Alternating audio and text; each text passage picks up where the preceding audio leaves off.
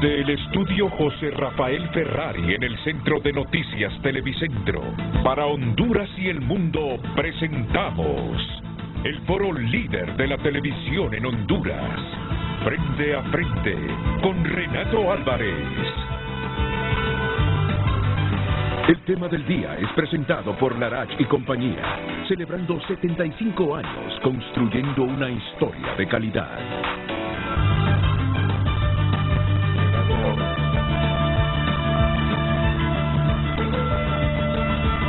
Con el fin de desmontar las estructuras criminales que operan en centros penitenciarios, he nombrado a la doctora Yulisa Villanueva para presidir este plan de intervención apoyada por el Instituto Penitenciario y Policía Nacional. El día viernes anunciará las medidas.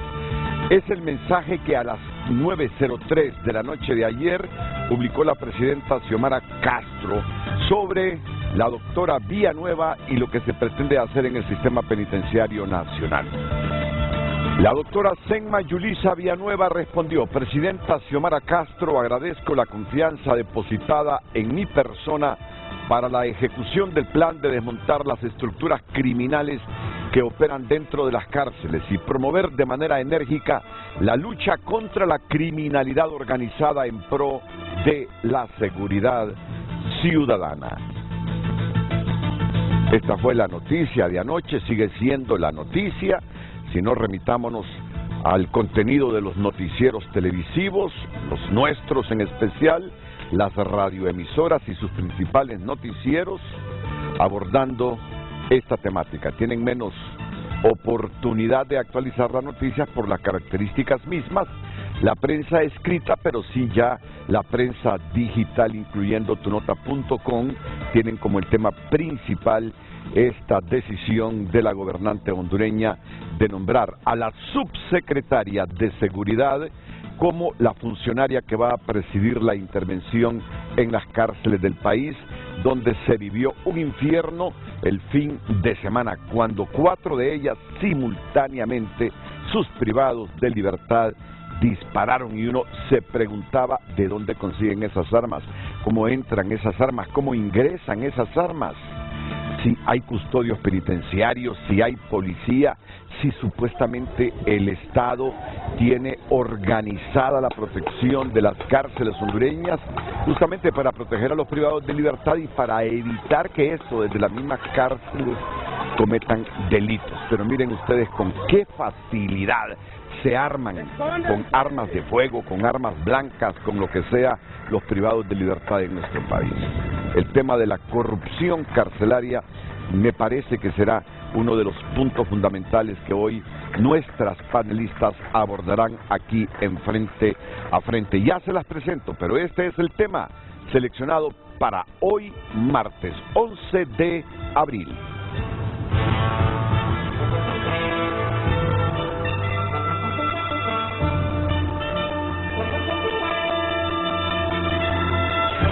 El tema del día fue presentado por Larach y compañía, celebrando 75 años construyendo una historia de calidad. Luz Madrid, y la pregunta de esta mañana, resumido el tema de esta mañana para que usted contribuya a enriquecer el debate del mismo, porque al final lo que pretendemos nosotros es que a partir de este Frente a Frente y de todo lo que hacemos se construya una buena opinión pública, porque de la buena opinión pública depende la forma como los gobernados deciden muchas cosas en el país, y los que gobiernan también escuchan para corregir excesos si es que se están cometiendo. Luz Madrid, buenos días, bienvenida. Muy buenos días, licenciado Renato, a nuestras panelistas, televidentes. Compartimos con ustedes el tema del día para que pueda compartir su opinión aquí en el foro más importante de Honduras. ¿Podrá Yulisa Villanueva marcar diferencia en ese oscuro mundo interno y externo de las cárceles hondureñas? Recuerden nuestras redes sociales, @Frente a Frente HN, y a través de nuestro número de WhatsApp 9773-6065. ¿Podrá Yulisa Villanueva marcar diferencia en ese oscuro mundo interno y externo de las cárceles hondureñas? Y ya sabemos que no que no es una persona la que va a solucionar un problema estructural serio, como es el sistema penitenciario nacional, el sistema carcelario. Eso lo tenemos claro. Pero lo que queremos resaltar es la persona que va a dirigir esta intervención con el objetivo realmente de reducir el índice de violencia en las cárceles, la capacidad de delinquir que tienen los privados de libertad, el problema que las cárceles hondureñas no rehabilitan, se volvieron universidades del crimen. Lo que queremos nosotros es remarcar, primero, una mujer a quien se le delega presidir una interventora para poner coto, para reducir, no digo ponerle fin, porque eso es ser muy optimista así de inmediato. Esto es todo un proceso para comenzar a recomponer el sistema carcelario, si es que alguna vez tuvo orden. Y la pregunta habla también de ese mundo oscuro, interno y externo, porque volvemos a las valoraciones que hacíamos al comienzo. ¿Cómo es que ingresa tanta arma de fuego y blanca? ¿Cómo es que tienen tanta facilidad de los privados de libertad? ¿Cómo es que los privados siguen llamando desde las cárceles? Cuando se supone que hay una ley que evita que se hagan llamadas desde el interior de las cárceles. Por eso es que las cárceles no solo es un oscuro mundo interno, sino que externo, porque posiblemente desde afuera hayan también intereses que hacen de nuestras cárceles piñata para hacer negocio con los privados de libertad. De otra manera, no entendemos cómo cárceles supuestamente protegidas y cuidadas facilitan tanta logística a los privados de libertad.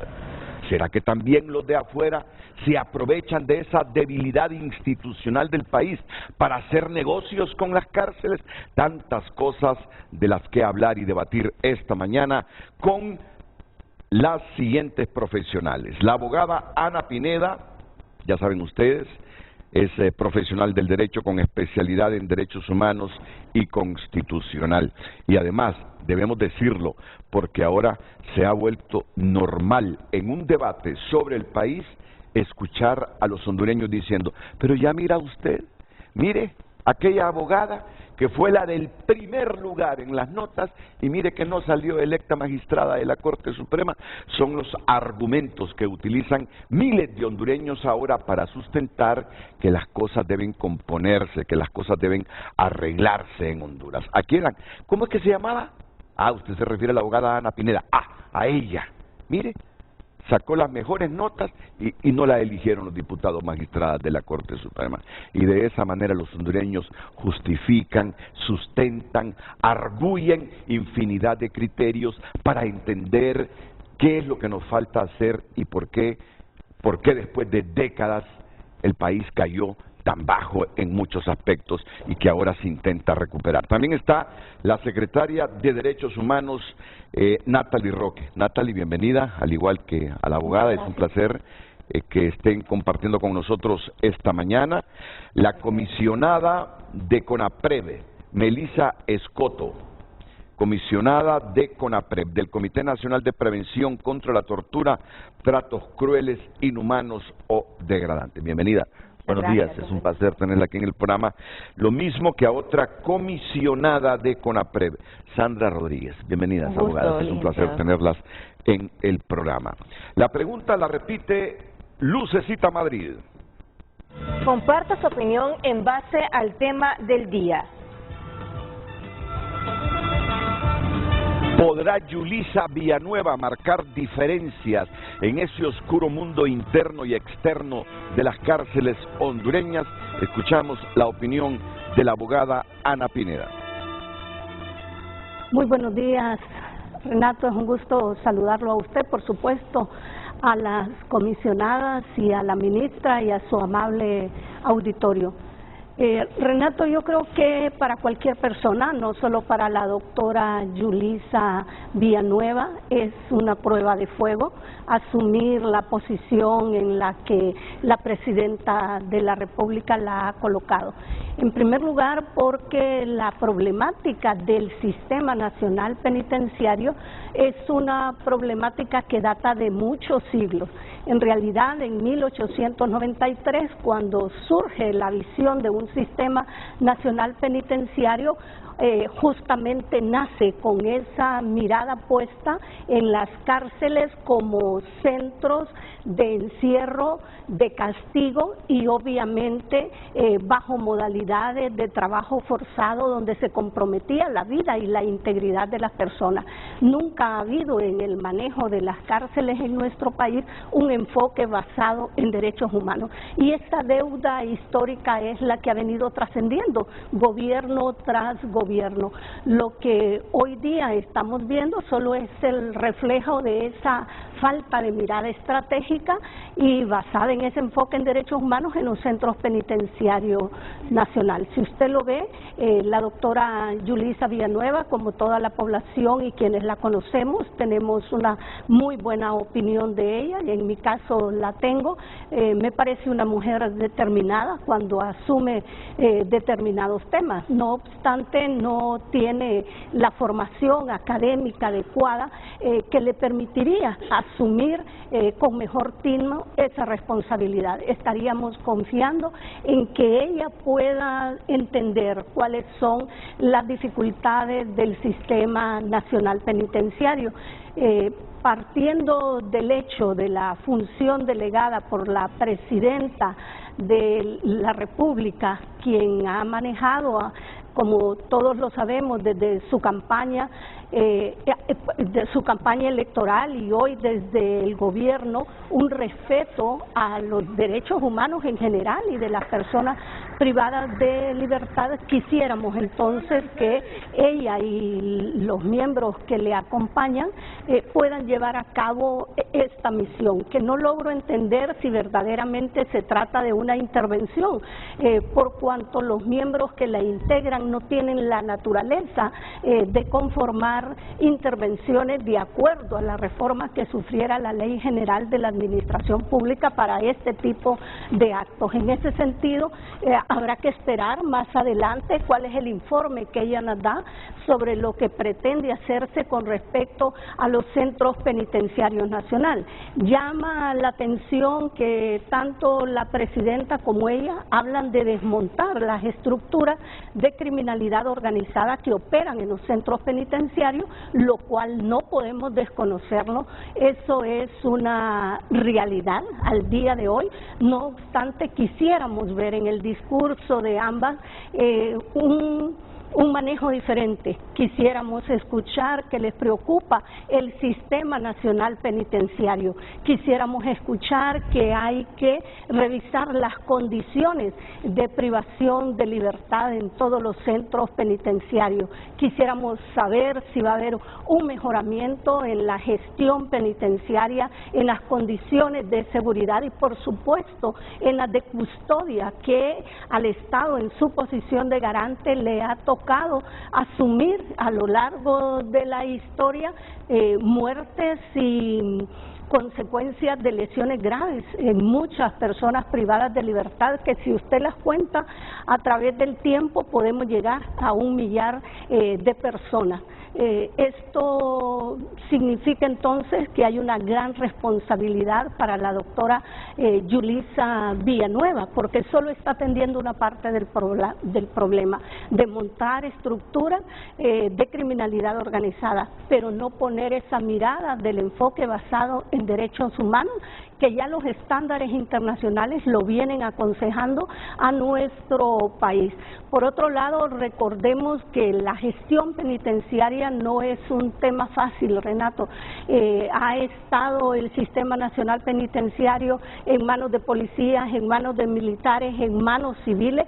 Inclusive usted recordará que para 1998 la Dirección de Establecimientos Penales adscritas a la Secretaría de Gobernación, bajo una crisis, decide transferir a la Dirección de Servicios Especiales Preventivos de la Policía Nacional el Sistema Nacional Penitenciario, bajo la creencia que con una autoridad policial podría superarse ese problema de la gobernabilidad interna, la violencia y la criminalidad que operaba en los centros penitenciarios. Recuerdo que para ese momento era director de establecimientos penitenciarios el doctor René Suazolá, una persona que había estado llevando muy bien su cometido, pero se esperaban mejores resultados con la policía.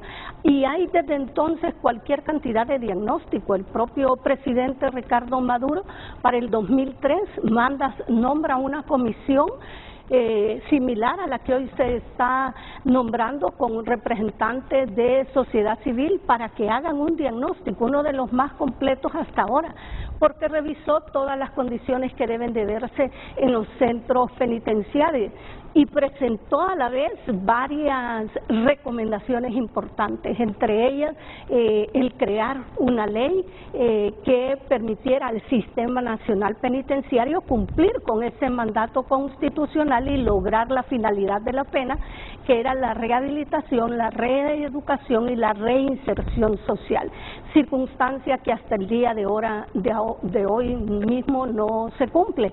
En ese sentido, como usted puede ver, la historia del sistema penitenciario nacional no es nueva.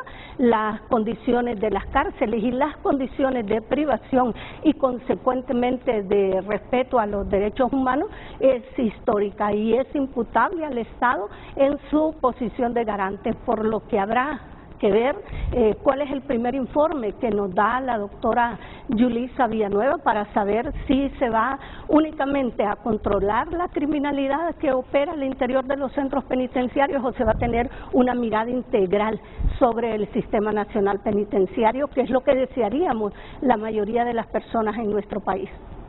Bueno, y yo sé que sobre esta temática el país está dividido porque hay miles de hondureños que creen que un enfoque con perspectiva de derechos humanos no es la solución a los problemas de las cárceles hondureñas. Hay gente que se inclina más por la dureza, por la represión, por el estilo Nayib Bukele con las maras y con los privados de libertad. Así piensan miles de hondureños, por eso será interesante escucharlas hoy, a gente con conocimiento, formadas, con experiencia en el sistema carcelario, porque hay mucho criterio aquí en el país que dicen, si ya van con ese asunto del enfoque de derechos humanos a tratar de componer las cárceles, se van a equivocar. Lo que se necesita es mano dura, mano fuerte. Lo que se necesita es poner en cintura, poner en orden ahí a los privados de libertad. Bueno, pero de eso se trata, de escuchar criterios. ¿Tiene el conocimiento adecuado Yulisa Villanueva? Sabemos que Yulisa no es policía, sabemos que Yulisa no ha sido formada en ese campo, sino en el ámbito forense. ¿Puede entonces Yulisa Villanueva, subsecretaria de Seguridad, que no ha sido formada en ese ámbito, contribuir a poner orden en el sistema penitenciario nacional? Esa es una pregunta. Otra que la gente se está haciendo, esa es una intervención. Si es la subsecretaria de Seguridad que ha estado en el último año, y dice la presidenta Castro, con la ayuda del Instituto Nacional Penitenciario y con la ayuda de la institución policial. ¿Y acaso no es la policía que tomó el control de las cárceles en el último año? ¿Cómo se le puede llamar a esto intervención? ¿O es que Yulisa va a demostrar lo que no pudo hacer Ramón Sabión, ministro de Seguridad, cuando se le delegó a la policía el control de las cárceles? Se preguntan otros. Bueno, tantas preguntas que nos hacemos hoy, tantas preguntas que nos toca, bueno, que les toca a ustedes responder esta mañana. Y solo vamos a partir de una premisa. Así como comenzó usted, como periodista comencé ayer yo también. Que le tenemos no solo afecto y aprecio, sino que valoramos a Yulisa Villanueva. Creemos en el potencial y la determinación de Yulisa Villanueva. Y eso nos inspira confianza de que Yulisa efectivamente puede hacer algo bueno. Pero la valentía, además de haber durante unos momentos sumamente difíciles también, porque hay que recordar que fungió en espacios del Ministerio Público y denunció y conoce también cómo opera el crimen desde esa otra perspectiva.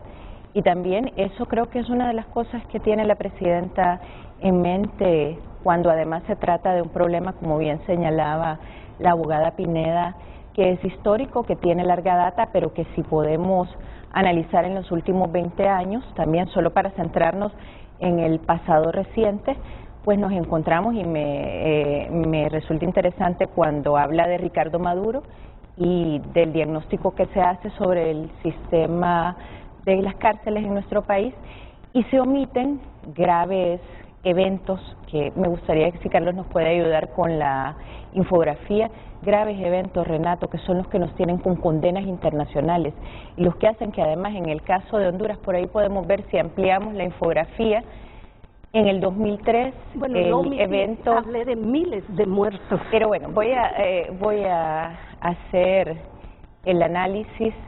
En el 2003, justo en este gobierno que hablamos, hay unos eventos violentos tremendos y ahí pueden ver todo un ciclo de eventos violentos. Incluso creo que alguno, doctora Pineda, fue en el momento en el que usted fungía como secretaria de Derechos Humanos. Hay que recordar también cuando usted le hacía el perfil a la doctora Pineda, no omitir que fue secretaria de Derechos Humanos en el momento en el que se estaba intentando volver a la normalidad democrática, entre comillemos, a Honduras, porque ya sabemos que terminamos en una narcodictadura, que se estaba intentando volver a una normalidad democrática formalmente, o sea, creando todas las institucionalidades, política pública y demás para hacer ver en el contexto internacional como que en Honduras había respeto y garantía a los derechos humanos, y recordar para volver al tema de las cárceles, que en realidad en el caso nuestro, Renato, no es opcional. Yo entiendo y he visto muchos de los debates que se generan y muchas de las intervenciones, usted sabe que seguimos el programa y los noticieros, y muchos de los comentarios que se hacen también, sobre todo cuando vienen tantas campañas, no tantos ecos de los países vecinos, especialmente de uno que está implementando pues unas políticas que en perspectiva de derechos humanos pues son bastante cuestionadas. Sin embargo, en el caso de Honduras hay que recordar que esto no es un enfoque opcional. Honduras tiene condena en materia de derechos humanos por el sistema interamericano, tiene recomendaciones. Hay que también hacer un análisis sobre las temporalidades en las que se produjeron estos graves eventos. En 2012, cuando se produce el incendio en el centro de Comayagua, si podemos volver a la gráfica, es la peor tragedia en Latinoamérica. Yo estaba, y por aquí tengo algunos documentos, por eso tengo la computadora al lado, estaba viendo las tragedias. Brasil es uno de los países, porque no es un caso exclusivo de Honduras, ¿verdad? En Sudamérica, en Brasil, hay eventos además constantes, pero la peor tragedia en un sistema penitenciario en los últimos 30 años en nuestro país se produjo precisamente en el 2012, abogada Pineda, cuando usted fungía, y cuando se desarrollaba una política pública que ahora evaluándola nos damos cuenta que más del 90% de esa política pública no se implementó. Y volviendo al tema de las personas, porque sé y comparto las valoraciones que existen sobre las capacidades de la doctora Pineda, sé y valoro y comparto las valoraciones que existen sobre las capacidades, la tenacidad de la doctora Yulisa Villanueva, pero hay que establecer una diferencia. Y la diferencia es cuando se cuenta o no con un gobierno comprometido para realizar cambios y para hacer transformaciones. Porque si hablamos de cambios cosméticos, de cambios formales, de creación de institucionalidades, pero que no tienen un trasfondo de un real compromiso de transformación, pues pasa lo que ha pasado. Nosotros evaluamos la política pública que se construyó bajo el liderazgo de la doctora Pineda y nos damos cuenta que más del 90% no se ejecutó, porque pueden haber muy buenas intenciones y pueden haber personas capaces detrás de la construcción de procesos, pero si no existe toda una institucionalidad y todo un compromiso para llevarlos a cabo, no es posible hacerlo. En el caso específico de la presidenta Xiomara Castro, que además hay que saber que pues los tweets no pueden englobar toda una propuesta, que son 3 tweets también. En uno de ellos habla específicamente de la dignidad humana, se refiere a la firmeza con la que se tomarán las acciones, pero al respeto que también, porque además la presidenta continuamente se asesora y se acompaña de la Secretaría de Derechos Humanos. Me honra decir que por primera vez en una década desde que existe Secretaría de Derechos Humanos en este país, soy una secretaria de Estado que tiene la capacidad de asesorar, que tiene la capacidad de incidir, porque hay, y no por la persona que ostenta la titularidad, sino por el compromiso gubernamental. Sin embargo, la presidenta tiene que hacer equilibrios. Estamos hablando de 20.000 personas, cerca de 20.000 personas privadas de libertad bajo la responsabilidad del Estado, por un lado, y bajo una responsabilidad que también viene con sentencias internacionales de obligatorio cumplimiento con puntos resolutivos, y por otro lado de grandes sectores de miles de millones de personas, usted mismo lo sabe en sus programas, que han clamado por el cambio de una política de seguridad que les permita también tener una sensación y un dimensionamiento distinto. Pero hay que comenzar pues viéndolo en perspectiva histórica y no omitiendo cosas que son muy importantes y que nos tienen en la situación en la que estamos actualmente. Por eso este panel, porque ya usted, como lo hizo la doctora Ana Pineda, comenzaron a decirle a la gente por qué el cambio debe ser con perspectiva de derechos humanos. No hay opción. Porque está bueno que lo recuerde lo que hemos tenido además en las cárceles hondureñas en las últimas décadas. Hay Mire, que ver de nuevo a esta hora infografía. venía de Comayagua, después de aquella tragedia de casi 400 muertos, Así es. Sí, a mí me tocó vivir y estar ahí a las 12, 1 de la mañana. El sistema penitenciario en los últimos 30 años, estamos hablando de que no tenemos la mayor población penitenciaria de Latinoamérica, y es la peor tragedia en nuestro país. Tuvimos algo similar en la cárcel de San Pedro Sula, en el penal San Pedrano, en el Porvenir, en Atlántida. Sí, entonces Honduras. Ver la infografía, solo un minutito para es que se la daré porque me parece que es oportuna la información que usted trae, para que la gente entienda, por qué desde este foro se está hablando de una solución, dejémonos hablar, se está hablando de una solución penitenciaria con perspectiva de derechos humanos, para que lo entiendan. ¿Por qué ellas hablan de una solución con perspectiva de derechos humanos, sino al estilo Nayib Bukele? Represión, represión, represión, represión. Hemos sido condenados por lo que ha pasado en las cárceles del país. Tenemos condenas que no las hemos cumplido cabalmente por no proteger a la gente que aún y privada de su libertad y condenada tiene derechos. Por eso es que ellas hablarán y no se van a cansar de hablar de solución con perspectiva de derechos humanos. Esto más, yo me voy a atrever a decir algo. Yo siento que ayer a las 10 de la mañana el gobierno iba a anunciar una intervención con militares, pero me parece que fue correcto que la presidenta Castro escuchara el clamor de los hondureños y en la noche nos dijera en esos tuits que la intervención va a comenzar de esta manera y con perspectiva de derechos humanos. Yo siento que escuchó el clamor, de la gente y le dijo, mira, los militares tienen otra formación, si vamos a solucionar el problema simplemente con represión, atacando a los privados de libertad, esta cosa no se va a componer nunca. Además, tenemos sentencias condenatorias que tenemos que acatarlas para ir resolviendo de una manera civilizada este problema. Excelente, me parece bien. Terminemos con ese cuadro para que le demos después la chance a las comisionadas de CONAPRED, por favor, ministras de Derechos Humanos. Sí, este es una infografía que preparamos que nos parece importante para que el pueblo recuerde que en el 2003 hubo un amotinamiento en el Porvenir, donde al menos 69 personas murieron. Después en el 2004 fue San Pedro Sula con 117 personas privadas de libertad. En el 2006 tenemos en Támara 16 personas y de ahí en el 2012 la peor tragedia, con 382 personas privadas de libertad, varios otros heridos y personas desaparecidos.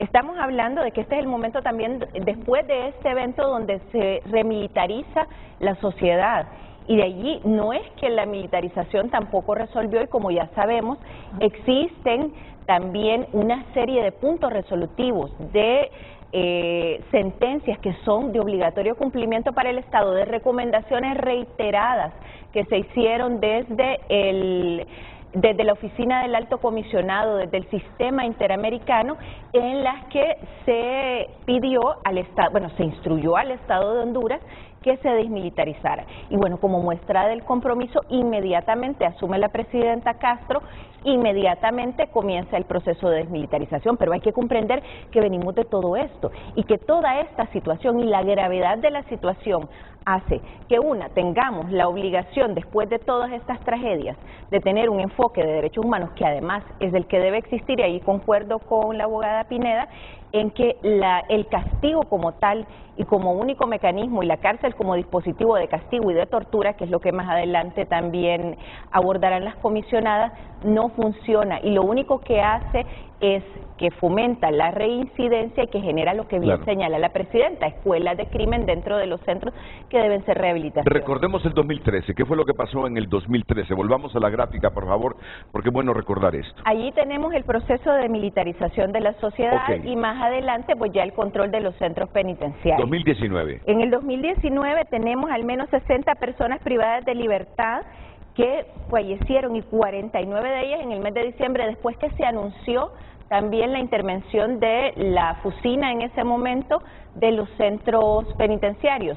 Entonces también hay reacciones que se producen desde adentro de los espacios, pero estamos viendo que hemos tenido una década de muerte, y solo en esta década podemos hablar de cerca de una cantidad de 1,000 personas en estos eventos, además de todas las otras muertes que no se ocasionan en enfrentamientos o en reyertas, pero que sí están bajo la responsabilidad del Estado, porque hay que entender eso.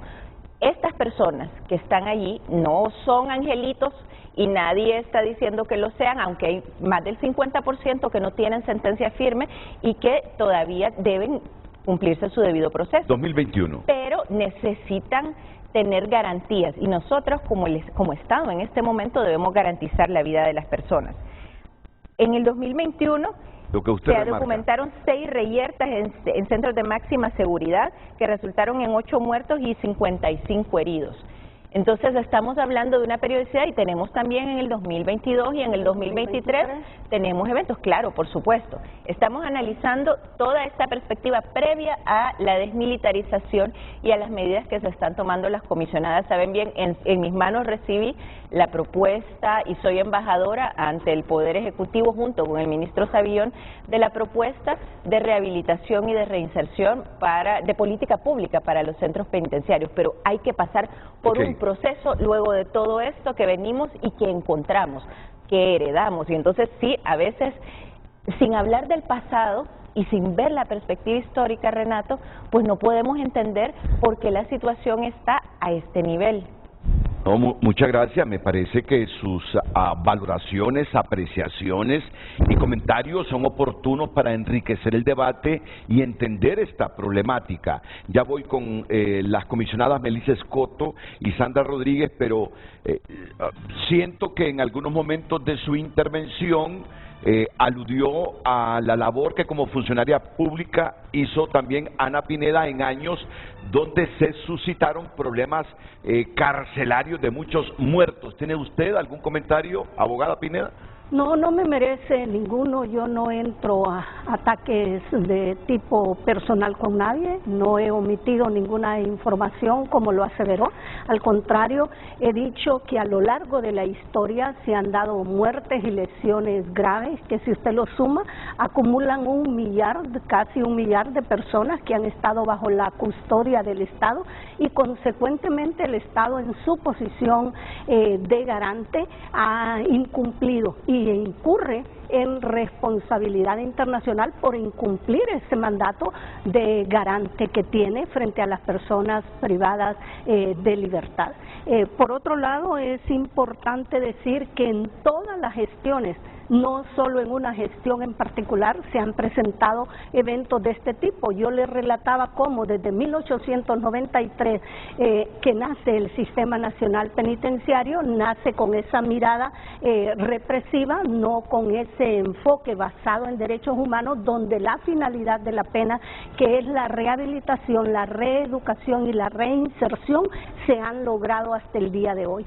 Y esos eventos han estado presentes, como dije antes, en todas las gestiones, incluyendo desde que asume la presidenta Xiomara, que cualquiera podría decir no tiene nada que ver. La presidenta ha heredado un sistema nacional colapsado, un sistema nacional que ha heredado ingobernabilidad, corrupción y violencia, y que con ese enfoque basado en derechos humanos pretende resolverlo. En ese caso en particular, yo creo que hay que seguir mirando hacia el Sistema Nacional Penitenciario. Lo que se ha hecho por parte de la titular del Poder Ejecutivo es algo que particularmente alabo la medida de nombrar una comisión, aunque no sepamos con la debida claridad en este momento de qué se va a ocupar. Ya estaremos oyendo en su momento a la doctora Yulisa, quien estoy segura se hará acompañar de un equipo técnico lo suficientemente preparado para resolver la situación estructural, sistémica y de graves violaciones a los derechos humanos que acumula el Sistema Nacional Penitenciario. Y miren, yo tengo el deber de facilitar educación para nuestro pueblo, que lo que pide en este momento es represión al máximo. Por eso tantos mensajes diciendo, hagamos lo que hace Bukele. Yo tengo buenos amigos, la opción es lo que hace Bukele. ¿Para qué un Estado condena para que se pague un delito? ¿Por qué el Estado priva de su libertad a las personas que un juez, que un tribunal condena? Para que se rehabiliten en las cárceles. ¿Rehabilitan las cárceles en Honduras? ¿Cuál es su respuesta? Hágase la pregunta de nuevo. ¿Rehabilitan las cárceles en Honduras? ¿Componen a la gente las cárceles en Honduras? La mayor parte de la gente que cumple las condenas en una cárcel de Honduras, hombres y mujeres, salen reflexivos. Me dolió la pena, me dolió la condena que me impuso el Estado. He recapacitado. Seré un agente de bien al servicio de mi familia, al servicio del país. Por el crimen que me condenaron, no lo volveré a hacer. No volveré a cometer ilícitos. ¿Salen así de las cárceles los hondureños? O, como se viene diciendo desde hace décadas, esas cárceles lo que hacen es pulir a los delincuentes. Esa frase, universidades del crimen, la venimos escuchando desde hace décadas. Y entonces, si la finalidad es componer, ayudar a la gente a que se rehabilite, de otra manera que no sea con un enfoque de derechos humanos, viendo las necesidades de la gente y ayudándole a la gente que está privada de libertad, ¿cómo vamos a arreglar las cárceles? Por eso es que ellas hablan de enfoque de derechos humanos. Si es que las cárceles son para rehabilitar, porque las cárceles no se han hecho para matar a la gente o para que se vuelva más delincuente, sino para rehabilitar. Ahí piense usted, reflexione.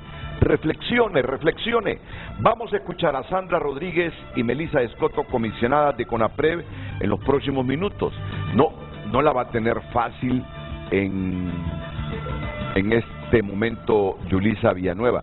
Miren, un comisionado retirado de la policía lo que me escribía anoche cuando valoraba, cuando ponderaba a la subsecretaria de Seguridad y la determinación como mujer, como profesional, que ya recordaba Ana Pineda. Tomar el mando de las cárceles no es situación de valientes. Es que yo decía, esa es una mujer valiente.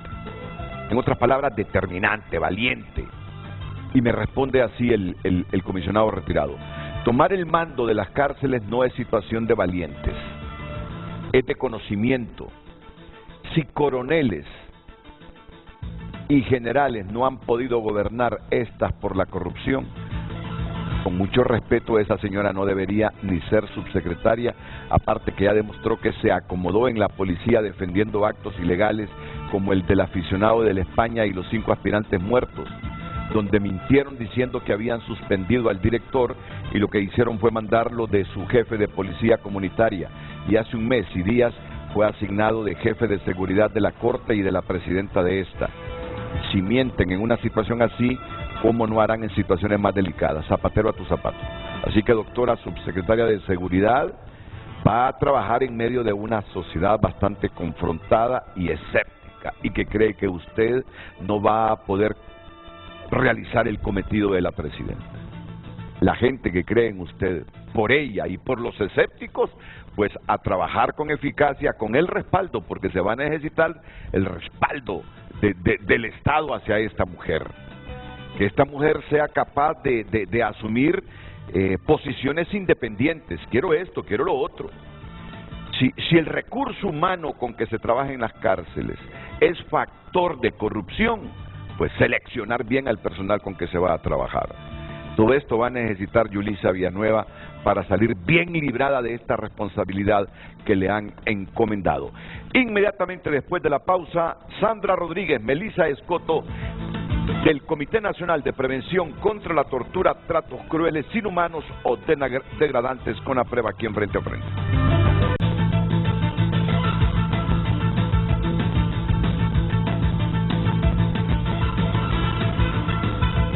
Este será otro tema de debate con la ministra de Derechos Humanos. El manual del uso de la fuerza y armas de fuego de la Policía Nacional de Honduras. Que cuando se trata de eventos específicos, su intervención para normalizar las cosas, si es que no las resuelven los políticos, las instituciones, a la demanda de la gente, debe ser proporcional. Nunca vamos a admitir policías desalojando gente de carreteras con pistola en mano, disparando al aire o disparándole a la gente. Debe ser proporcional, para eso son entrenados. Para eso se invierten como 6.000, 7.000 millones de lempiras del presupuesto nacional cada año en la policía. Esto va a ser bueno, que lo sepa la ciudadanía, porque la ciudadanía tiene derechos, pero tiene deberes. Tiene deberes.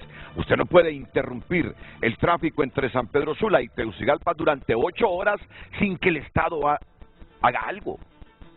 ¿Y los enfermos? ¿Y la mercadería para dinamizar la economía que es perecedera?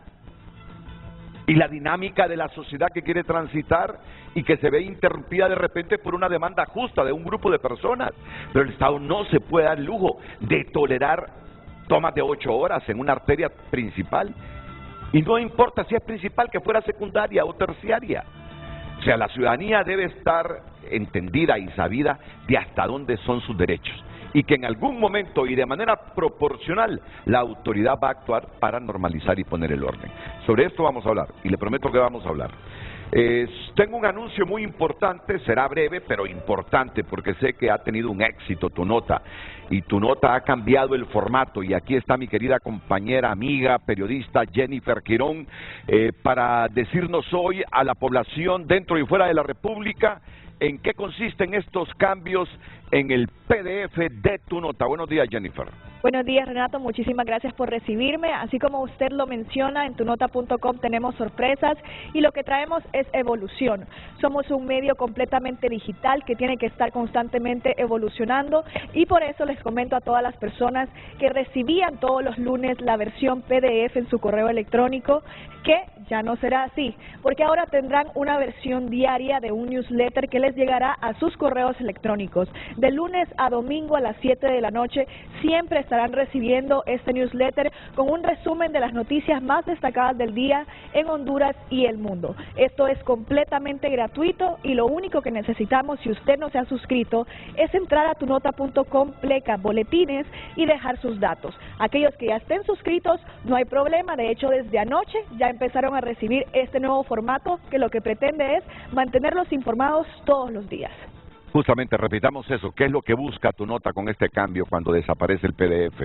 En este caso queremos responder a esa necesidad de las personas que nos escribían y nos decían, ¿por qué solo los lunes? ¿Qué pasa los martes, miércoles? ¿No hay noticias? Claro que sí las hay. Y por eso transformamos esta versión PDF semanal a algo diario, un newsletter diario, todos los días, lunes a domingo, 7 de la noche, y Les recuerdo la URL para que ustedes ingresen, tunota.com/boletines, ahí dejan sus datos y como un incentivo a las personas que todavía no se han suscrito, si ustedes son de los primeros en suscribirse estos días, van a participar en unas rifas de unas tablets y unos audífonos, así que muy pendientes.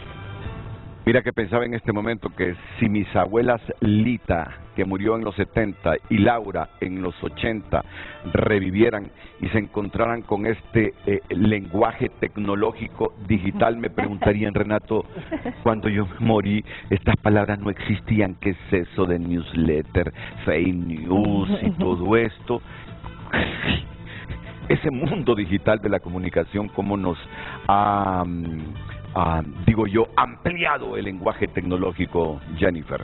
Sí, Bien, y sí. solo les menciono que newsletter en español, porque la palabra se ha popularizado en ambos idiomas, pero en español significa boletín informativo. Sí. Y es una información que llega a su correo electrónico. Sí. Bueno, pues éxito, porque ya Tu Nota es un medio de comunicación digital con éxito. El PDF tuvo éxito, pero queremos prestar un mejor servicio y ahora nos vamos con el newsletter. Así que adelante siempre, Jennifer Girón. Muchas gracias. Buenos días. Gracias. Muy bien. Melissa Escoto y Sandra Rodríguez, las abogadas Melissa Escoto y Sandra Rodríguez son comisionadas del Comité Nacional de Prevención contra la Tortura, Tratos Crueles, Inhumanos o Degradantes, CONAPRED. ¿Cómo ven la intervención que anunció y que comienza a materializar la presidenta Castro con el nombramiento de la subsecretaria de Seguridad, Yulisa Villanueva? Ustedes que ven desde adentro la problemática penitenciaria, ¿cómo la están valorando? Comienzo con Melissa Escoto. Sí, muy buenos días, licenciado Renato, buenos días a la doctora Pineda y a la ministra. Yo creo que es importante decir que se ha comenzado nuevamente, digamos, una intervención. Creo que el sistema penitenciario tiene problemas históricos y voy a referirme previo al último informe de la Comisión Interamericana de Derechos Humanos del año 2019, en donde señala problemas estructurales como el asignamiento, el autogobierno y la cantidad de más del 50% de personas privadas de libertad en prisión preventiva. Esos son problemas que todavía no se han superado y esperaríamos que en la medida de lo posible puedan irse dando respuestas, porque eso no se soluciona de un día para otro. Claro, puede venir, usted ha hecho un recuento de intervención y siempre desde el mecanismo esperaríamos que al menos se comience a fortalecer el tema de seguridad, que esa ha sido como una debilidad del sistema penitenciario y que se pueda tomar el control del mismo. Sin embargo, también somos de la posición que esa intervención siempre se tiene que hacer bajo el respeto a los derechos humanos, recordando, como bien decía la doctora Pineda, que el Estado de Honduras, por las 19.563 personas tienen la posición de garante, sumado al hecho que nosotros como Estado, parte de múltiples convenciones de derechos humanos, tenemos la obligación de respetar los derechos de las personas privadas de libertad. No podemos seguir viendo o haciendo campañas de estigmatización para las personas privadas de libertad. Recordemos que son ciudadanos nuestros que en algún momento van a egresar a nuestra sociedad y por tanto se debe preocupar por esa política integral que contribuye a la rehabilitación y reinserción de las personas privadas de libertad. Ustedes escucharon a la abogada Melissa Escoto, habló de hacinamiento, habló de autogobierno cuando mencionó el término autogobierno. Lo que nos está diciendo es que los privados de libertad de nuestras cárceles se rigen a sí mismos. Ellos hacen las reglas internas. Las cárceles son prácticamente controladas a lo interno por los privados de libertad. Eso es el autogobierno. Y por eso vemos lo que estamos viendo en las cárceles del país. Y habló también de la seguridad como una de las grandes debilidades. Con esto del autogobierno, desmontar el autogobierno, cuando la presidenta dice desmontar las redes criminales, nos está diciendo la misión que tiene Yulisa Villanueva es desmontar el autogobierno en las cárceles de Honduras. Sabemos que no es nada fácil, abogada Sandra Rodríguez. ¿Por dónde se debería comenzar usted con la experiencia que tiene en esta temática? Bueno, muy buenos días a todo el pueblo hondureño y a los compañeros, colegas, amigas que estamos acá compartiendo realmente que para comprender el presente debemos ir a la génesis del problema. Claro. Creo que no debemos buscar como Estado y como sociedad hondureña medidas paliativas a corto plazo. El sistema penitenciario hondureño, históricamente, como bien lo refería la ministra, más de 20 años en los que han habido problemas estructurales. ¿Y por qué me refiero a estas situaciones? Honduras cuenta con 25 centros penitenciarios, de los cuales 15 son centros penitenciarios mixtos. Solamente tenemos una cárcel para mujeres, que es la que está en Támara. Tenemos 3 cárceles de máxima seguridad, o megacárceles, como se le llamó en su momento, y tenemos un módulo de máxima seguridad que funciona en Támara. ¿Y por qué le digo debemos irnos al pasado? Recordemos que venimos de una ley de rehabilitación del delincuente, en la que hubo grandes violaciones a derechos humanos, porque no existían organismos y mecanismos que alzaran la voz, y que históricamente ha sido la Iglesia Católica y Evangélica la que ha cumplido ese mandato de visitar a los presos como si estuviese juntamente con ellos, como lo refiere la primera norma que rige a la humanidad hablando del cristianismo. A raíz de las reformas que iniciaron el año 2010, se hizo, y recordarán quienes estamos acá, ese proceso de transición del sistema penitenciario. Se creó la nueva normativa que tenemos, que es la Ley General del Sistema Penitenciario, un reglamento general y diferentes reglamentos. Yo siempre digo, tenemos 2 realidades. La realidad que está en la ley, que es estupenda, con grandes respetos a derechos humanos, participaron grandes hombres y mujeres de este país. Creo que la abogada Ana Pineda fue parte, la abogada Aida Romero también fue parte de este proceso en su momento, organizaciones de sociedad civil beligerantes que a lo largo de la historia han trabajado y prestado su atención. Y ese es el problema en Honduras, que solamente somos apagafuegos. Y han sido 2, 3. Está el doctor Juan Almendares, que históricamente a través del CPTRT ha trabajado en defensa de la población privada de libertad. Doña Sandra Zambrano, y así tenemos, y me van a disculpar quienes estén viendo, pero es una gran red de organizaciones de sociedad civil y que han ido creciendo. Realmente se ha quitado el espíritu de esta ley. ¿Y por qué le digo se ha quitado? Porque la corrupción a diferentes ámbitos y niveles nos tiene así. Como usted lo refería y lo han referido muchos otros profesionales de diferentes áreas, se ha visto como un negocio el sistema penitenciario. No se ha visto la persona humana. Hemos visto y hemos estigmatizado a las personas privadas de libertad, esos delincuentes y otros calificativos que no me atrevería a decir por mi posición, y que he ratificado la defensa de las personas privadas de libertad como de cualquier ser humano en este país. Se refiere la señora presidenta al asignar esta tarea nada fácil a la doctora Yulisa Villanueva, desmontar estructuras criminales, pero las estructuras criminales no solamente son las personas privadas de libertad, es por quienes están dándole la custodia, y no me refiero solamente a la Policía Nacional. Las armas nadie puede determinar en qué momento ingresaron a los centros penitenciarios. Recordarán en las cárceles de máxima seguridad, y yo siempre hago alusión a que todos fuimos testigos cuando a granel y respetando la integridad física de las personas privadas de libertad, cuando se cerró el centro penitenciario en San Pedro Sula, cuando se hicieron traslados de Támara a Ilama Santa Bárbara, a Moroselí y a Siria, fueron, y duele decirlo como hondureña y como portadora de derechos humanos, fueron metidos a granel en aquellos camiones del ejército.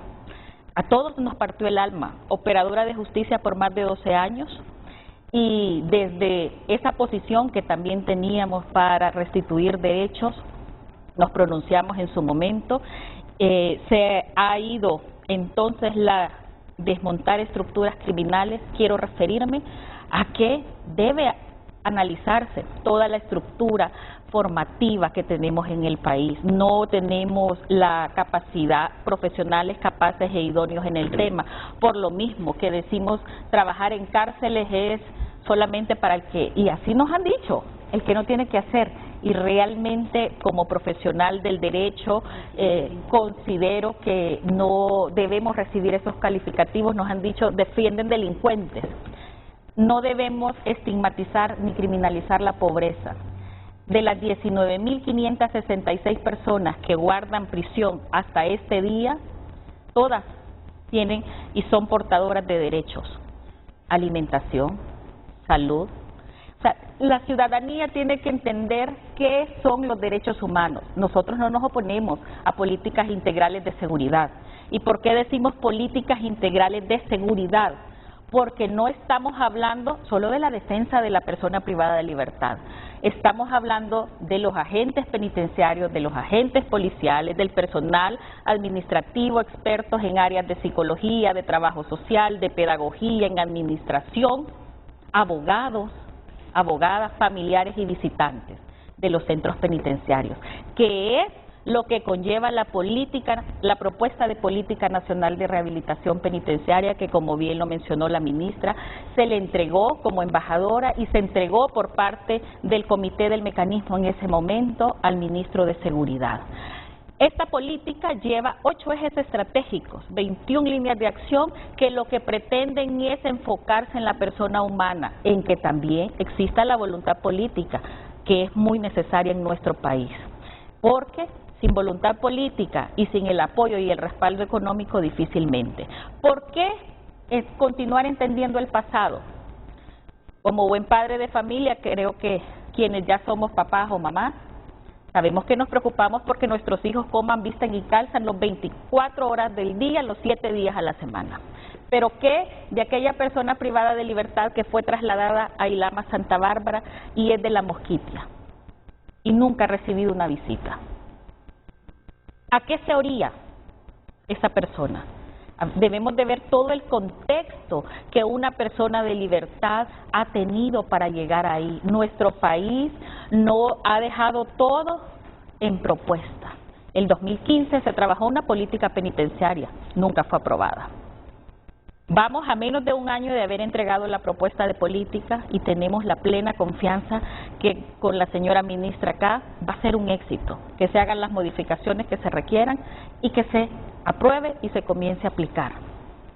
Una, si les digo, ¿quién le va a llevar entonces de comer a este ciudadano o ciudadana que fue trasladado de La Mosquitia? Islas de la Bahía no tiene un centro penitenciario, porque estamos enfocados en el turismo y no en la seguridad ciudadana. Desplazamos, para que esa familia venga a visitar a Ceiba, al Barrio Inglés o al Porvenir, ¿cuánto es el costo? Para que una persona tenga acceso a un carnet de visita, tiene que gastar más de 1.100 lempiras en la documentación a presentar, más la movilización, primero para la entrevista con el personal del centro, después para regresar y saber si se le aprobó, y un tercer viaje para que pueda visitar a su familiar. Todos si estamos ahora nosotros no podemos vivir sin el celular, ¿verdad? Se nos puede olvidar cualquier cosa menos el teléfono celular. ¿Cuánto no más necesitamos ese sentido de pertenencia en nuestro país? Y se los hemos quitado. Llamar... Pero es que tampoco son hoteles las cárceles, ¿verdad? A eso voy. Tampoco son hoteles. No son hoteles, pero recuerde que la cárcel debe reunir las condiciones mínimas requeridas para sobrevivir. Pero cuando usted está en un espacio que tiene que estar, y porque lo hemos constatado y vivido, junto con las heces o excrementos que usted mismo hizo, ese es un trato cruel e inhumano.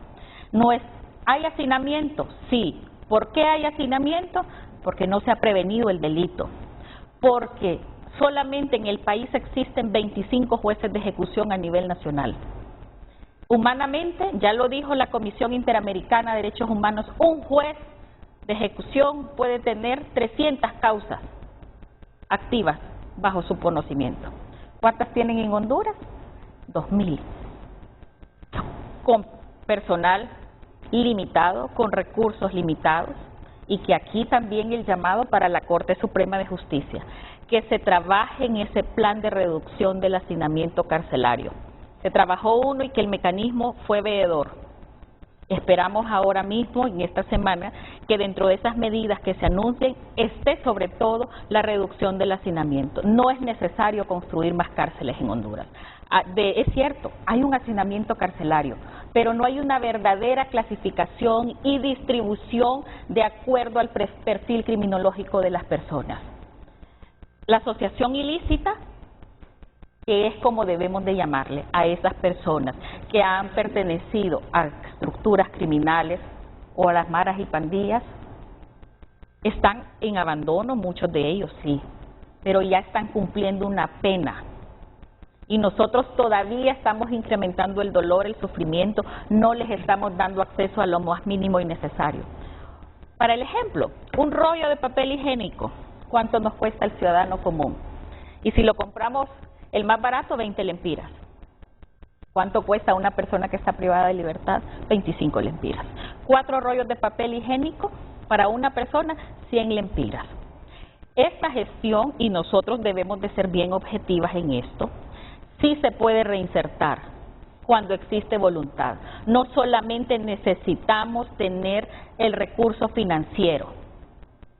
Ahora mismo hay con la Secretaría de Recursos Naturales un promedio entre 21 a 40 personas privadas de libertad que están próximas a gozar de su beneficio, a las que se les consiguió un contrato con la Secretaría de Recursos Naturales, que están recibiendo un poco más del salario mínimo. ¿Pero por qué? Porque ha habido gestión, se enrolaron, se están respetando sus derechos civiles y políticos, que en su momento, y si vemos la región centroamericana, hay personas procesadas a las que les asiste el derecho de inocencia, a las que se les permite el acceso al voto, al ejercicio del sufragio. En nuestro país no. Si usted está procesado y ya lo toman como un condenado porque está privado de su libertad, usted no puede ejercer el sufragio.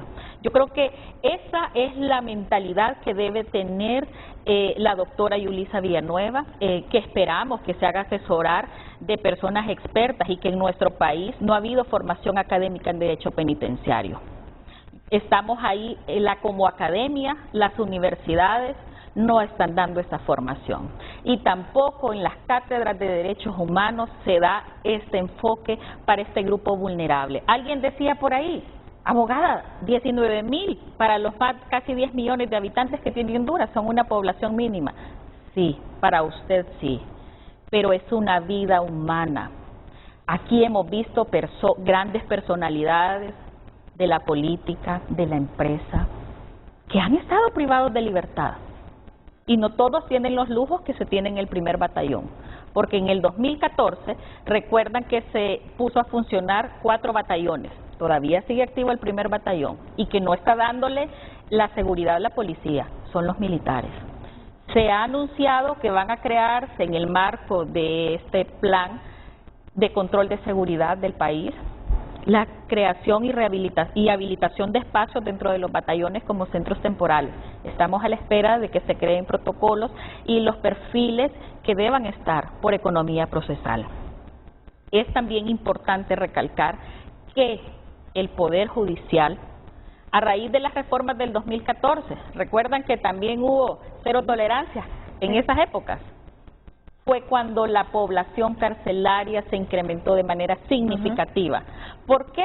Porque a los jueces, yo respeto la labor judicial, he sido operadora de justicia, pero se han creado dentro del mismo Poder Judicial en la Corte anterior unidades en las que solo se busca estadísticas y no se busca respetar la legalidad de los procesos.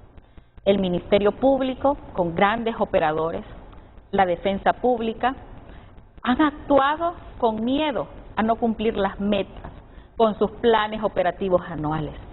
Y no hemos olvidado aquellos defensores públicos que cuando comenzaron iban hasta la casa y se les tocaba caminar 3 horas para entrevistar a los familiares y entender la dinámica de los hechos por los que aquella persona que estaba privada de libertad había estado en esa escena de la comisión de un delito. Pero ahora los jueces aceptamos cualquier procedimiento abreviado, lo que el Ministerio Público solicite. ¿Y por qué? Porque tenemos miedo a ser denunciados. Todos en este país necesitamos un trabajo para sobrevivir. Porque como me dijo alguien, usted no nació en cuna de oro, pero le digo, no, pero nací sobre mis 2 pies y tengo el desarrollo de mis habilidades psíquicas. De esa radiografía rescato todo, pero sobre todo voy a rescatar lo que ha dicho Sandra Rodríguez, comisionada del Mecanismo Nacional de Prevención contra la Tortura, Tratos Crueles, Inhumanos o Degradantes, CONAPREVE. El problema, y mayúsculo, uno de los principales problemas de nuestro sistema penitenciario, fuera de toda esa radiografía que ha descrito, es que se ha visto como un negocio los centros penitenciarios. Lo ha dicho aquí en Frente a Frente.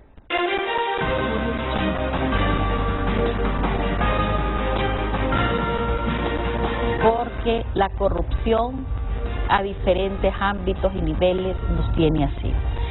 Como usted lo refería y lo han referido muchos otros profesionales de diferentes áreas, se ha visto como un negocio el sistema penitenciario. No se ha visto la persona humana.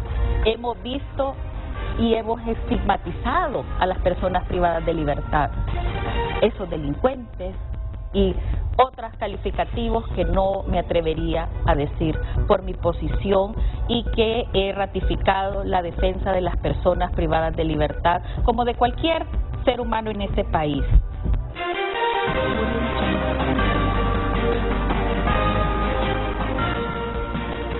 Se ha visto como un negocio los centros penitenciarios. Renato, fíjese Solo permítame unos segunditos. Se ha visto como un negocio los centros penitenciarios, los de adentro y los de afuera. Ya anticipábamos esto, que iba a surgir en cualquier momento. Y gente que trabaja muy cerca de las cárceles también lo ha captado y tiene el valor democrático, la valentía democrática, porque decirlo implica riesgos, pero lo ha dicho para que lo escuchen civiles que han estado trabajando por mucho tiempo en los centros penitenciarios, para que lo escuchen militares que han tenido el control de los centros penitenciarios, para que lo escuchen policías que han tenido el control de centros penitenciarios, para que lo escuche la élite política del país. Se ha visto como un negocio los centros penitenciarios. Y que también han tenido negocio, Renato, porque cuando hablamos de negocio hablamos desde los mismos que se dan en el espacio entre las personas privadas de libertad, los que se dan con la colusión o con el concurso de quienes les custodian, pero también los negocios que se hacen, y las comisionadas aquí lo conocen muy bien, que por ejemplo había un control de las llamadas telefónicas con unas tarjetas y con unos empresarios que hacían y que cobraban el minuto a unas cantidades exorbitantes para las personas que, porque mire, hablemos de, yo lo estaba escuchando en algunas intervenciones cuando se habla de las llamadas en los centros, ¿verdad? Y del uso de y de si existe una ley o no, si existen aparatos o no de bloqueo, pero poco se habla también de los negociazos que se hicieron durante toda esta década, al mismo tiempo que se incrementó sustancialmente el número de personas privadas de libertad, también se incrementaron los negocios. Ahí hay cárceles abandonadas, ustedes mismos han hecho cobertura, hay actos de corrupción, pero también hay empresas que tenían el monopolio de la venta de servicios, que tenían el monopolio de las comunicaciones de las personas privadas de libertad. Entonces, sí, hay corrupción, y eso es algo que lo tenemos claro, es más, es algo que precisamente por esa claridad es que también, y hablando y retomando un poco la perspectiva esta de si es una intervención con las mismas personas, es como que si usted tenga, bueno, yo en la Secretaría a veces lo hago, y lo hacemos con los viceministros, que usted tiene su oficina y tiene reuniones solamente con las áreas de las direcciones y hacer recorridos de vez en cuando. Pero el nombramiento de la doctora Villanueva en este momento es lo que hacemos en muchas ocasiones, que vamos y bajamos de la oficina y de nuestro espacio y va usted y se instala allí. en el meollo de donde existe una problemática, y lo estamos haciendo también de forma preventiva, porque no vamos a esperar, como bien señalaban las comisionadas, hasta que se dé un evento trágico, porque mire, igual que pasó durante el Mitch, que creo que ya estaba en construcción Támara, pero se aceleró el proceso debido a que casi se mueren ahogados allí. Toda la política de nuestro país ha girado en torno a la reactividad luego de graves violaciones a derechos humanos. La misma creación del comité y su funcionamiento es producto de las grandes tragedias que se dieron antes del 2008, cuando comienza, del 2008-2009, cuando comienza a funcionar el comité. Las políticas penitenciarias y muchas cosas también derivan de estos graves eventos. Entonces, no vamos a esperar, Renato, y jamás vamos a negar la realidad, que es ni la que encontramos, la que heredamos y la que estamos combatiendo, porque además nos hemos encontrado con que si el cabecilla estaba instalado en la presidencia, eso implica que había toda una estructura, y que los centros de privación de libertad, no solo en Honduras, en todos los países, son espacios donde se mueve una serie de intereses, donde se cooptan a las personas que trabajan en los espacios.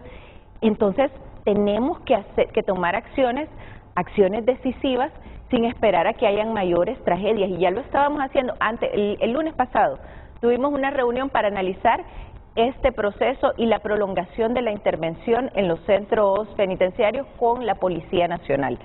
Antes que se dieran estos eventos, ya la Presidencia de la República estaba tomando decisiones que no son decisiones complejas. Son decisiones complejas, son decisiones muy complejas, necesarias. Subsecretaria de Seguridad, usted es una mujer muy inteligente. No tiene por qué repetírselo la comisionada Sandra Rodríguez. Seguramente hay muchos policías alegres porque estarán trabajando con usted en arreglar lo de las cárceles, como habrán muchos militares descontentos porque querían tener el control sobre las cárceles. ¿Qué le quiero decir? Que cuidado de los policías contentos porque van a seguir trabajando en las cárceles. Sí, estas se han convertido en un negocio para los de adentro y para los de afuera. Su primer deber es trabajar con policías honestos, porque le repito, hay policías alegres y contentos porque el negocio va a persistir bajo su control. A esos hay que hacerlos a un lado. Y también la comisionada Sandra Rodríguez lo ha dicho aquí en Frente a Frente, e inmediatamente después de la repetición vamos a la pausa. No son necesarias más cárceles en el país.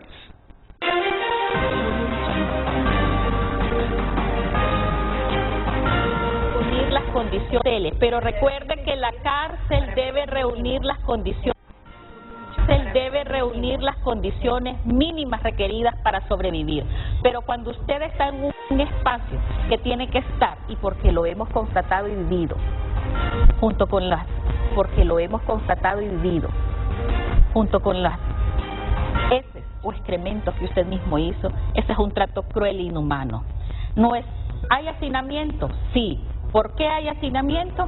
Porque no se ha prevenido el delito, conocimiento. ¿Cuántas tienen en Honduras? 2.000, con personal limitado, con recursos limitados, y que aquí también el llamado para la Corte Suprema de Justicia, lamentablemente el internet nos ha fallado a esta hora y no se ha escuchado la expresión de la abogada Sandra Rodríguez de que no son necesarias más cárceles en el país, pero ya vamos a hacer los contactos. Cuando nos ocurre eso, que por limitantes de este tipo no salimos como anhelamos y como idealizamos, ponemos el reclamo.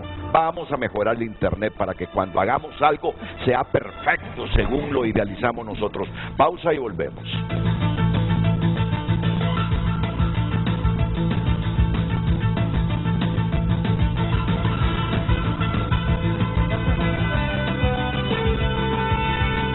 Gracias por compartir su opinión a través de nuestras redes sociales. Buenos días, licenciado Renato. Esta será una decisión desafortunada como todas las que ha tomado este gobierno para dirección de un centro penal. Se necesita una persona calificada y certificada para ese puesto. La abogada Rodríguez habla de trato cruel e inhumano hacia los delincuentes y cómo le llamará cuando un delincuente está descuartizando a una víctima. Ese delincuente no piensa que su víctima tiene hijos. Continuamos con más mensajes. Villanueva ya demostró su inoperancia en seguridad, su intromisión en el Ministerio Público, violando derechos humanos utilizando las fuerzas élites de manera inapropiada. No podrá manejar las cárceles porque no tiene la experiencia para ello. ¿Cómo es posible que los mismos reos manden videos y llamadas de cárceles de máxima seguridad? Busquen a alguien que sepa lo que está haciendo. Villanueva le ha quedado grande el cargo. Prueba de ello es la inseguridad, el aumento de homicidios y feminicidios. Algunas recomendaciones por Honduras. Número 1, tener a las maras y pandillas en un centro solo para esas estructuras. 2, personal con las competencias en el manejo de privados de libertad, tener oficina de derechos humanos en los principales centros penitenciarios. 3, equipo de última generación para el manejo de PP. 4, aislar en algún lugar lejos a los jefes de maras y pandillas, hasta la 6ª generación de mando. 5, realizar requisas semanalmente con la cantidad de efectivos suficientes. 6, realizar cambio de módulos de las maras y pandillas por si tienen armas escondidas. Equipo de última generación para el manejo de personas privadas. Eso es el PP, que tuve que consultarlo aquí porque tampoco sabía. Personas privadas. Licenciado, pregúntele a esa señora dónde están los derechos de las personas y sus familiares de esas criaturas que están en la cárcel y que mataron, violaron, estafaron o desaparecieron. Más mensajes. Esa señora quiere que les den teléfono a esta gente que ha sido cruel con la sociedad. Desde ahí extorsionan. Señora Rodríguez. Mira, ese es el puntito que vamos a tocar después de la pausa. Y lo que ustedes quieran también, porque quieren responder a todo lo que se ha dicho. Pero ese es el criterio muy generalizado entre los hondureños. Y a cuenta de que la abogada Sandra Rodríguez está pidiendo todos esos beneficios para los privados de libertad, cuando muchos de ellos no reflexionaron, no pensaron en el daño que hacían al matar a mi papá, al matar a mi sobrino, al matar a mi abuela. Así piensa el hondureño. Y a cuenta de que usted pide para ellos estas facilidades. Mucha gente cuando usted recriminó, pero es que así lo entiende la población. Mucha gente cuando usted cuestionó que ellos inclusive caminan sobre sus propias heces, porque lo han constatado ustedes.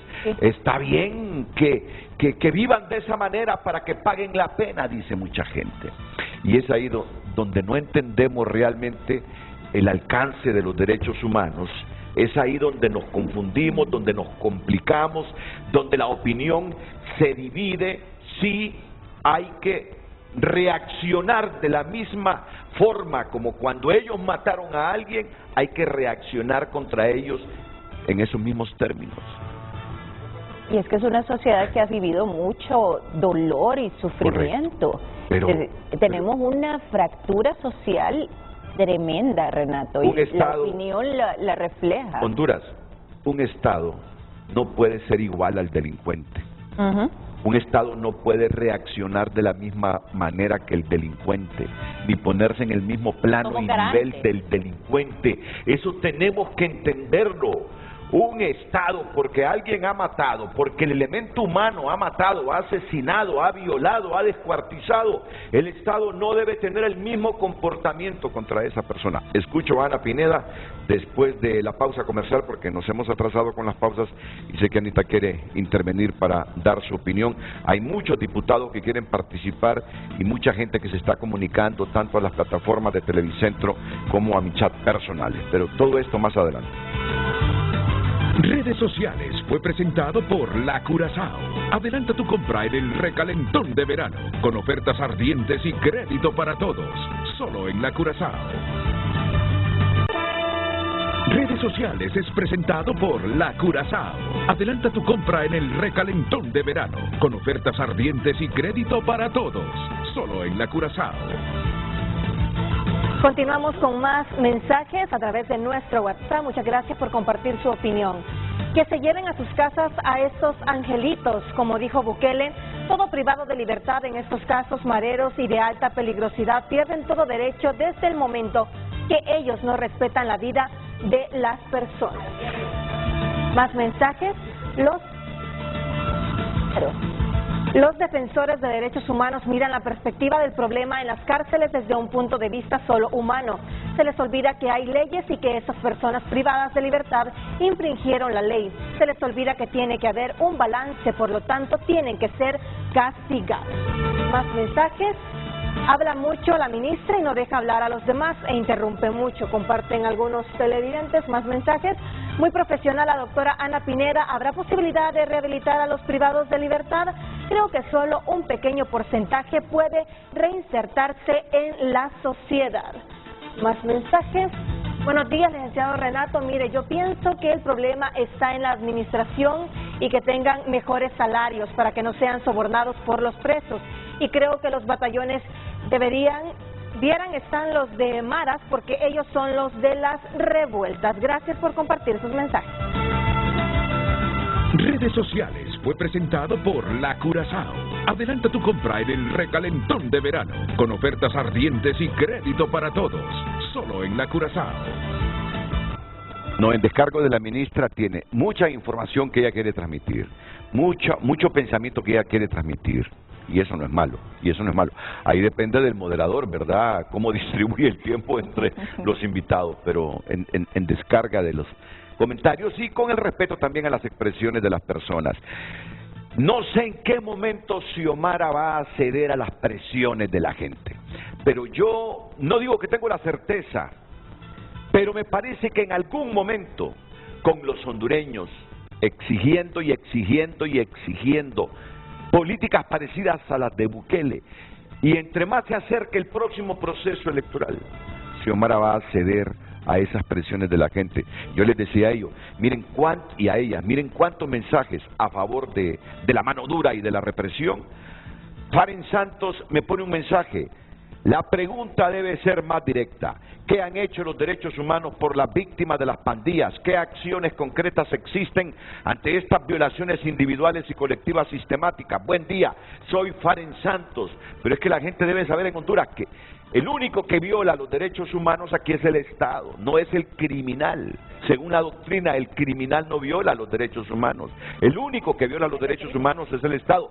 Comencemos estableciendo esos conceptos. Pero, insisto, doctora Ana Pineda, siento que en algún momento, y cuando se acerquen las elecciones, la presidenta Castro va a ceder ante esta presión popular de que le está exigiendo políticas más parecidas a las de Bukele y menos razones y justificaciones de los derechos humanos de los privados de libertad. ¿Qué implicaría eso si se produce el escenario? Bueno, yo confiaría en que la presidenta Xiomara Castro no puede dar ese giro. Lo ha señalado ya en su campaña electoral durante el gobierno y a través de los tweets, que es el medio que utiliza para comunicarse con el pueblo, ha venido manifestando una cultura de respeto a los derechos humanos. Y lo primero que tenemos que entender es que, como bien lo señalaba usted, Renato, una persona que comete un delito contra otra no es en estricto sentido una persona a la que le podemos atribuir una violación a los derechos humanos, aunque ha conculcado el derecho a la vida o a la integridad de alguna persona. Esta persona ha cometido un delito, y todos los delitos, desde el más pequeño, los delitos de bagatela, como los de más graves trascendencia en los bienes jurídicos protegidos, como el derecho a la vida, merecen ser castigados con todo el peso de la ley. Esto indica que si alguien comete un delito de asesinato, de extorsión o de otra naturaleza grave, esta persona tiene que ser investigada, enjuiciada y sancionada como corresponde. Las personas, una vez que cometen delito, pasan al sistema de justicia, donde pueden encontrarse en una situación de detención preventiva o de procesada, donde tenemos alrededor de un 48% de la población penitenciaria. Y luego nos encontramos entonces que hay alrededor de un 52% de la población de 19.563, que es el universo de personas privadas de libertad en el actual momento, que se encuentran en situación de condenada. Cuando una persona ha sido condenada, generalmente se le priva el ejercicio del derecho a la libertad individual.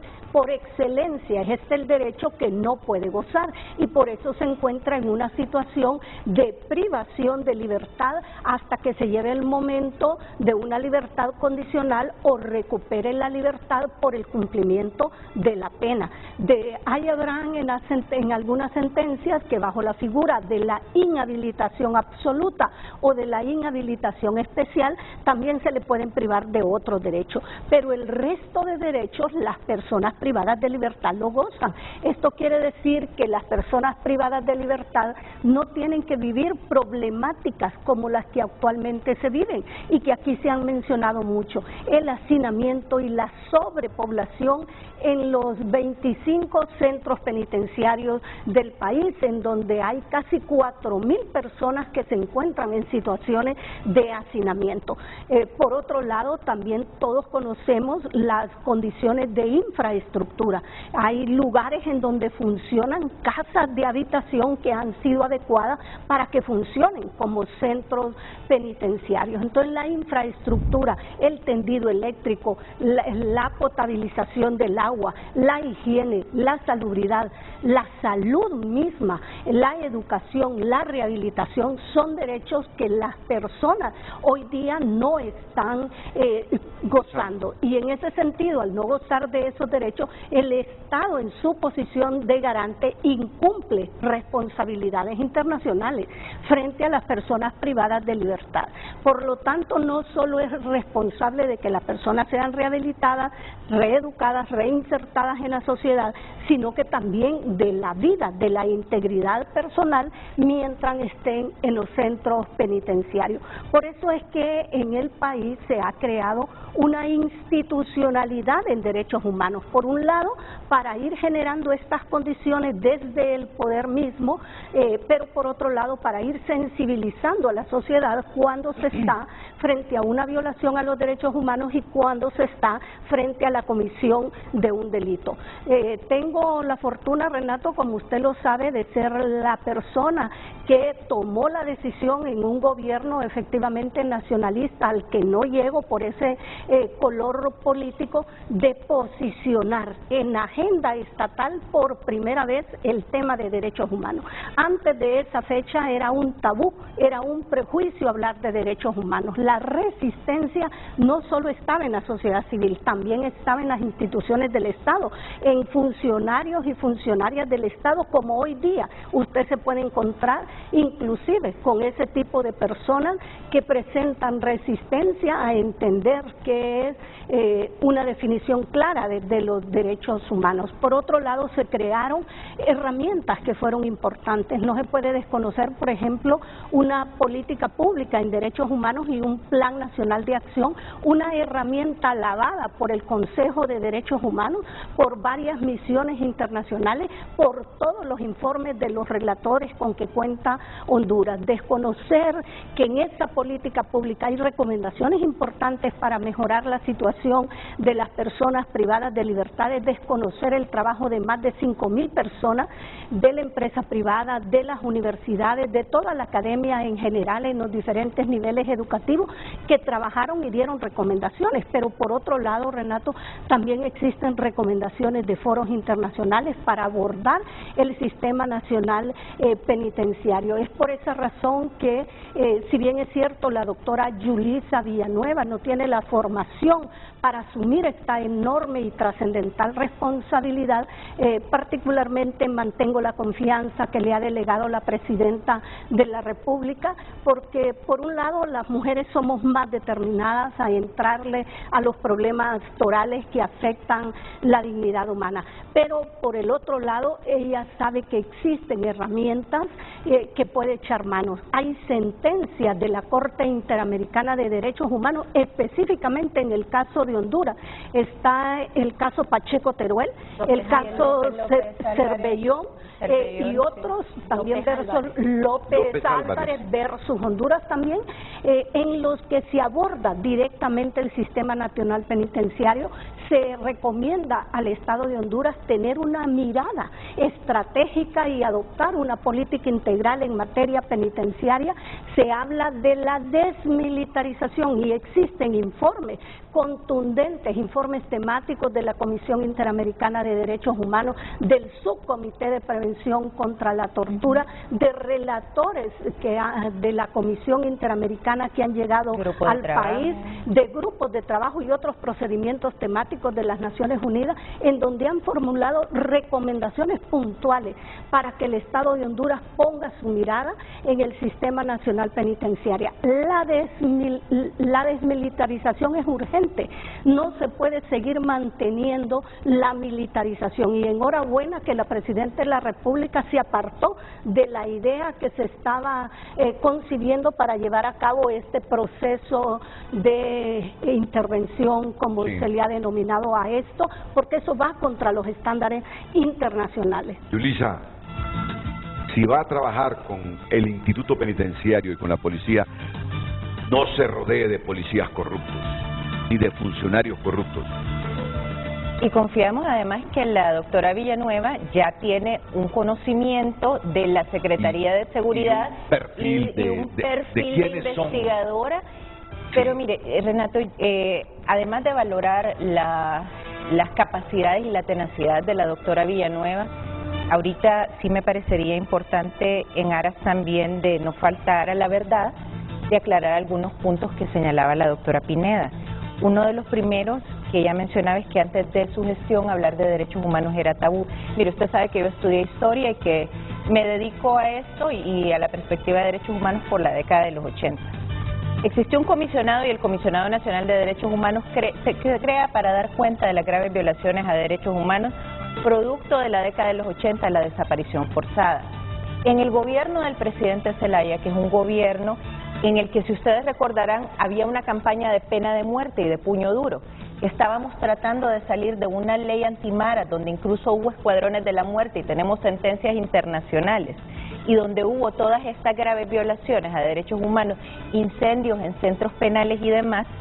El gobierno del Poder Ciudadano y el presidente Zelaya, en su campaña, va con una campaña de respeto a la dignidad y de no a la pena de muerte y de no a la violencia, y se comienza también un proceso en el cual sí se habla de derechos humanos. Ahí está un PCM, el 028-2008, que precisamente hace todo un recuento de las sentencias internacionales en materia de derechos humanos para reparar a las víctimas de la década de los 80, y además, por primera vez, el Estado de Honduras reconoce la responsabilidad internacional en el caso de los 4 puntos cardinales, que es un asesinato de jóvenes por estructuras policiales en ese entonces, por estructuras policiales vinculadas incluso una de estas personas a los escuadrones de la muerte de la década de los 80, y es este gobierno el gobierno del Poder Ciudadano.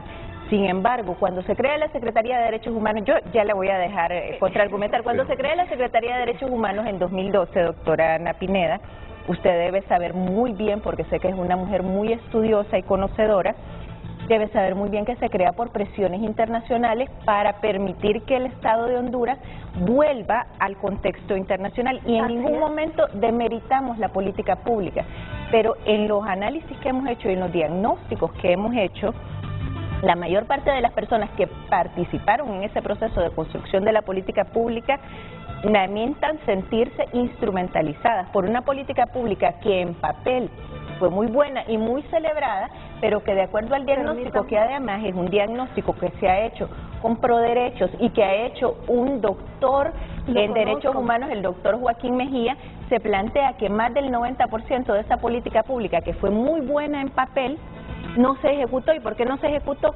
Porque después del golpe de Estado, en la instalación de una narcodictadura, por más que usted tenga una Secretaría de Derechos Humanos e institucionalidad que en papel respeta los derechos humanos, también tiene militarización. El 2013 es el año en el que se militariza la sociedad y revise todos los informes de derechos humanos que existen. Entonces, no era un tabú antes de su gestión. Solo voy a terminar mi intervención. No era un tabú antes de su gestión hablar de derechos humanos. De hecho, el gobierno del Poder Ciudadano fue el gobierno que, en contra de la pena de muerte luego de la masacre de Chamelecón, llegó a la presidencia contra un gobierno que impulsaba la muerte como política de Estado.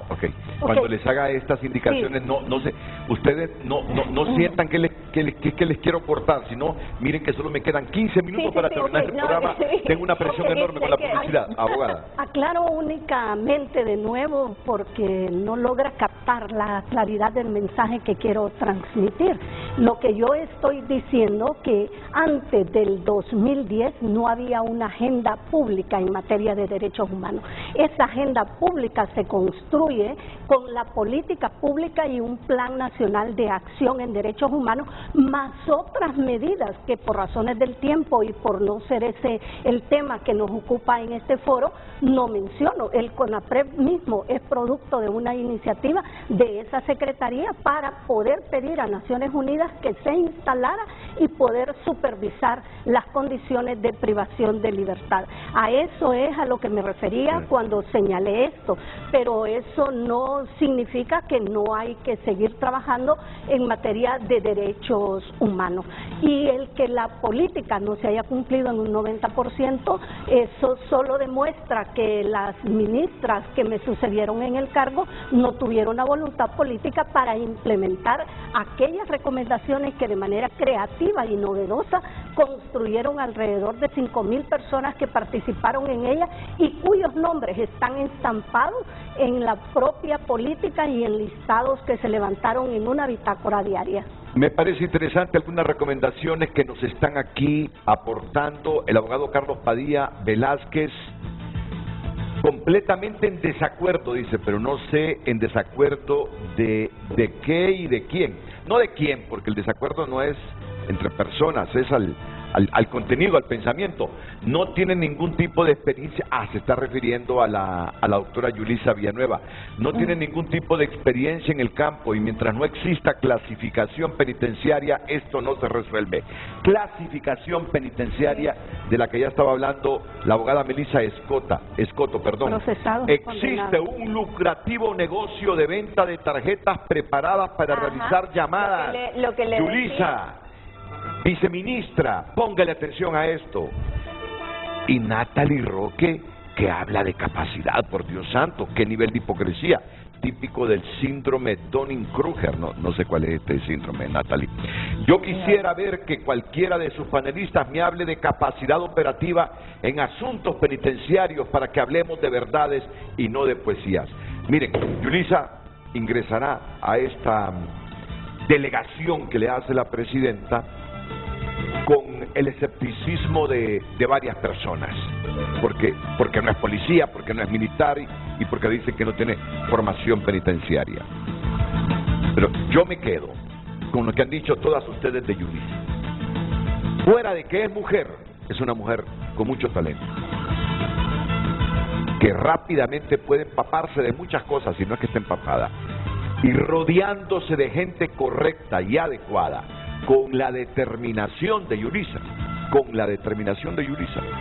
puede comenzar a recomponer esto y a sentar las bases de un futuro sistema penitenciario no represivo, sino con perspectiva de derechos humanos, pensando que cuando uno delinque y lo condenan, va a las cárceles, a rehabilitarse, no a salir más delincuente y criminal. Volvemos.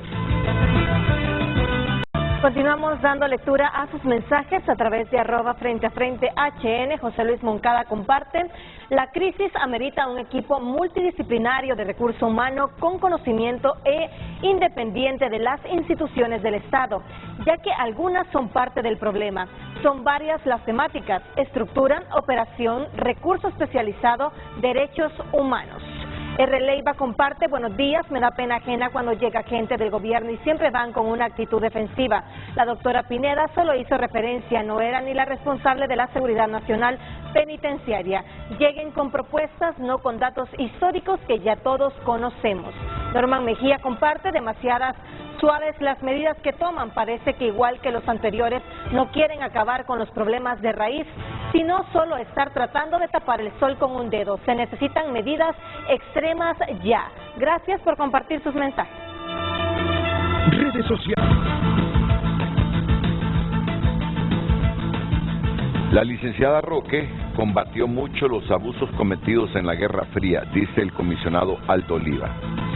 La licenciada Roque combatió mucho los abusos cometidos en la Guerra Fría. Eso es un reconocimiento a usted.